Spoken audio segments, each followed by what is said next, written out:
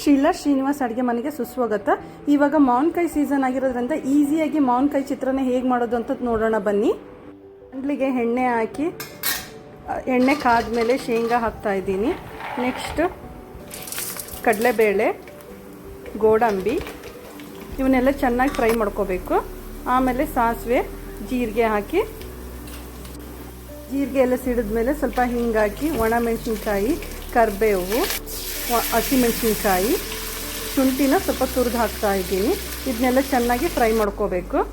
Next ಸ್ವಲ್ಪ ಅರಿಶಿನ ಹಾಕಿ ನಾನು ತುರಿದಿಟ್ಕೊಂಡಿರೋ ಮಾವಿನಕಾಯಿನ ಹಾಕ್ತಾ ಇದ್ದೀನಿ. ಮಾವಿನಕಾಯಿ ಹಾಕಿ ಚೆನ್ನಾಗಿ ಫ್ರೈ ಆದಮೇಲೆ 1 ಸ್ಪೂನ್ ಸಕ್ಕರೆ, ರುಚಿಗೆ ತಕ್ಕಷ್ಟು ಉಪ್ಪು ಹಾಕಿ ಚೆನ್ನಾಗಿ ಫ್ರೈ ಮಾಡ್ಕೋಬೇಕು.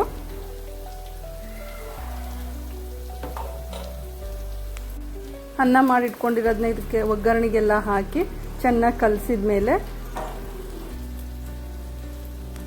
ಇದರ ಕಾಯಿನೂ ಮತ್ತು ಕೊತ್ತಂಬರಿನೂ ಹಾಕಿ ಚೆನ್ನಾಗಿ ಮಿಕ್ಸ್ ಮಾಡಿದರೆ ಬಿಸಿ ಬಿಸಿಯಾದ ಮಾವಿನಕಾಯಿ ಚಿತ್ರಾನ್ನ ರೆಡಿಯಾಗಿದೆ.